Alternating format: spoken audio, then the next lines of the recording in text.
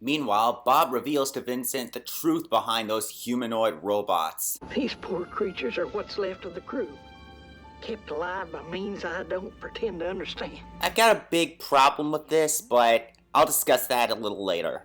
But they're caught by a couple of sentry robots and do the only thing they can do. Shoot those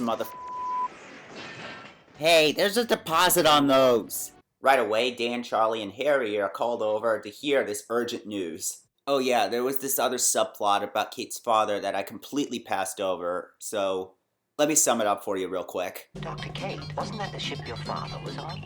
My father. Where is he? Dead. The officer the men trusted most was Frank McCrae. Kate's father. They turned to him when Dr. Reinhardt ignored the orders to return home. He tried to take control of the signals. Reinhardt called it mutiny and killed Mr. McCrae. Yeah, that's pretty much all you need to know. Anyway, Bob and Vincent tell the crew the horrible truth about the humanoids. Do you mean to tell me that there's actually a human body under that clothing? Exactly, Mr. Booth. Now, here's the problem that I have with this that I mentioned earlier.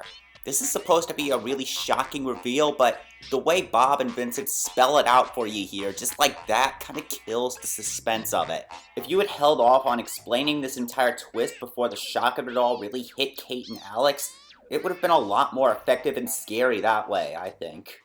But that news is enough to convince them to get the hell out of there, so they try to get Kate and Alex to reboard the Palomino. But Alex seems to have already made up his mind about staying with Reinhardt. And that brings me to another little flawed subplot. Over the course of the film, we see Durant slowly getting manipulated into sort of idolizing Reinhardt. I, for one, believe I have a great deal to learn from Dr. Reinhardt. Thank you. You have achieved all this on your own, Dr. Reinhardt. And you would have every right to reject the request of a comparative stranger, but... What are you hoping for, Alex? Immortality? No. Scientific truth. But before that, he never really shows any clear motivation or personality to change into that from. And the transition just feels unnatural and out of nowhere by consequence. Now, the dynamic between Durant and Reinhardt kinda works. I mean, we do kind of pity Durant for not seeing through Reinhardt until it's too late for him. But like I said, there's really no clear build-up to this aspect. There's an entirely different world beyond that black hole. Oh geez, not this again! Out of options, Dan tells Vincent to tell Kate the horrible truth. Reinhardt is a murderer. What? Yes. Those creatures, those aren't robots. They're humanoids. They're what's left of the original crew. As Reinhardt gets wind that they've discovered his horrible secret, Durant pulls off the mask of one of the robots to reveal... the director? Kate and Alex try to escape, but they're cornered by Maximilian, who... Maximilian! Well, just watch.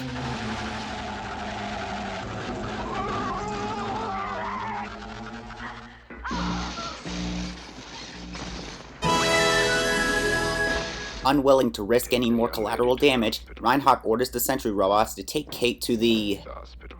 to be transformed into one of the humanoids. The rest of the crew learns of Alex's death and they rush aboard the Cygnus to rescue Kate, while Reinhardt prepares to make his descent into the black hole.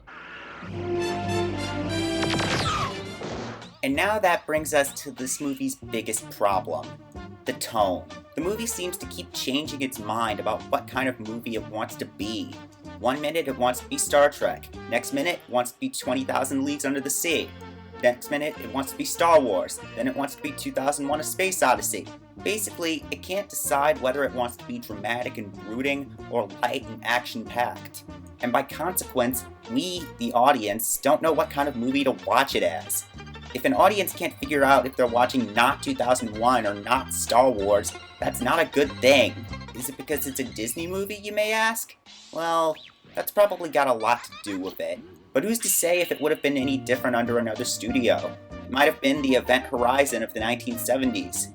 Which, now that I think about it, actually sounds kinda awesome. Honestly, if you just redesigned Vincent and Bob, or just got rid of them entirely, as much as I love them, and did away with a lot of the laser battles, you could have an overall dark, dramatic, and really suspenseful film, which is just how it probably should have been. Harry and Charlie rush aboard the Cygnus to save the others, but as it turns out, Harry is... An out-and-out liar. He fakes a broken leg, and as Charlie runs off to help the rest, he pulls a Screw you guys, I'm going home. and takes off without them. But apparently he suffers a fatal heart attack, and to make matters worse, the Cygnus shoots the Palomino down. You know what? No, most sci-fi does the sound in space thing, I'll give that a pass. But Vincent points out that there's still the probe ship, so the crew rushes over there to make their escape, when suddenly meteors come. Out of nowhere.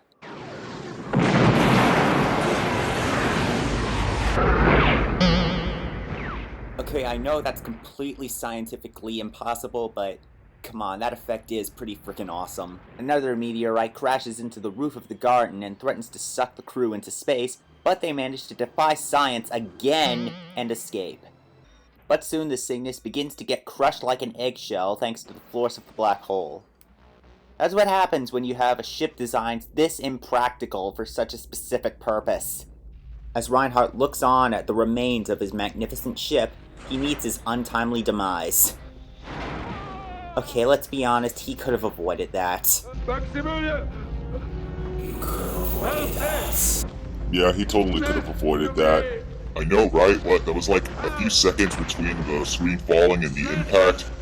Crazy bastard had it coming. Help. Help.